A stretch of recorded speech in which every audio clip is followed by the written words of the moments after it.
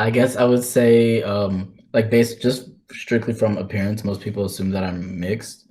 But I'm like, it's like way, way, way generations down the line that I'm technically any type of mixed, but I'm essentially just black. So a lot of times I've been in like situations where I don't know, people will be talking about something and then be like, "Oh, well, but you're not black, black," so or something like that. So that's kind of a stereotype I've faced a lot, and it's always been funny to me because like both my parents are black, and I'm like, "What? Like, what do you mean?"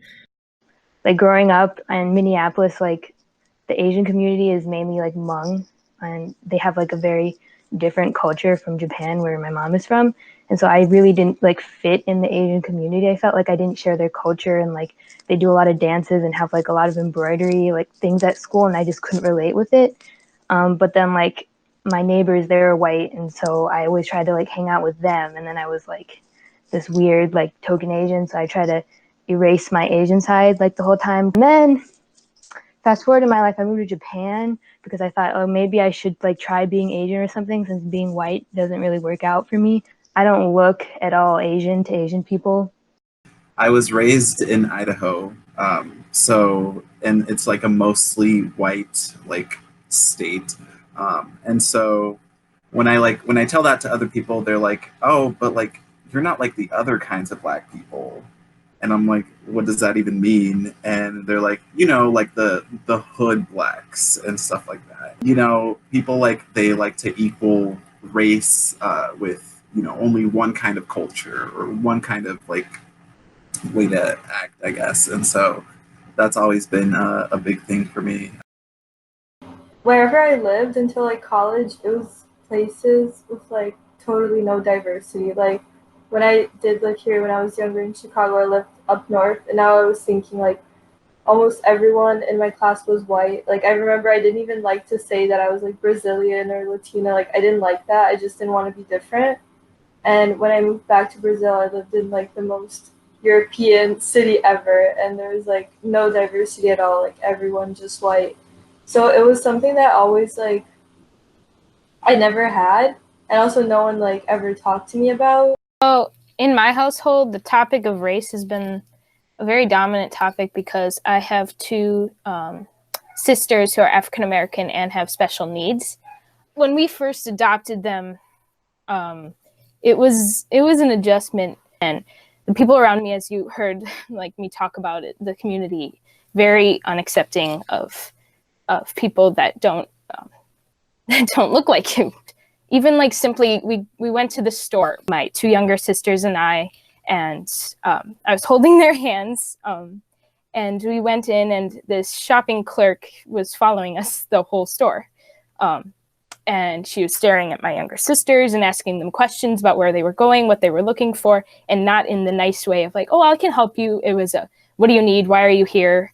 And I'm like, oh, their race. They haven't been oblivious to their race and things like that, but they're, because of their special needs, they've been taught to sort of like, just like in their brains have told them, oh, we shouldn't worry about our race. So because we live in a mainly white-based community, we have to act like them, we have to be like them. But in our household, we talk about it, and it's a very, like, when I have to stand up for my sisters and people call us, oh, is that your friends with you? Or are those your little, like, are those your friends, like sisters or something? I'm like, no, those are my sisters through and through.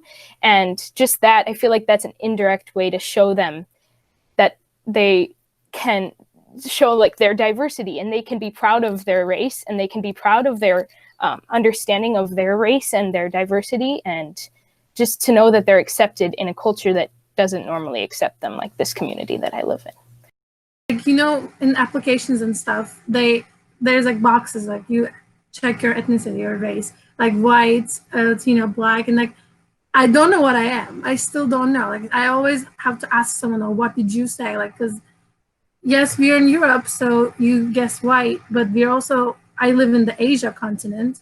So am I Asian, or am I white, or am I Middle Eastern? Like I don't know what I am. So I think it's like thing that is spoken, but it's not doing enough. So I just have to catch up with my own research. I would say like the privilege that I've been given, in my opinion, right now is the fact that I'm studying in the US in such a diverse community. Back home, like my parents, my family in general, they don't have an idea of like things that are going on outside that small bubble of like their own community specifically. And like ever since I've come here, I've like participated in stuff that helps me gain a better insight and understanding of things going on around me. And I've just been trying my best to like educate and just talk to my family in general about stuff that's happening over here and what are my opinions and views on things that are happening. And we've never had this conversation before in my family, and it's kind of amazing to see like how just a small privilege that's been given to me is like just help everyone in general back home, because they also have like a new kind of understanding of what's happening right now. And I think in some way I've changed their views on current issues, but hopefully like in a positive way, I guess. I'm a college student that's doing all right, and I can afford to pay a couple extra dollars to support a business that is minority owned, or a business that is contributing to issues of sustainability. Like there's so much buying power that we have, and like there's a lot of flaws in the capitalistic system, but that's a strength that it offers, as it gives us as a consumer the opportunity to choose to support a mission. I've got plenty of time right now in my hands. Like I can be working to educate myself and to be my own representative when I feel like the system itself is failing to represent like my voice and my thoughts and what I want to say.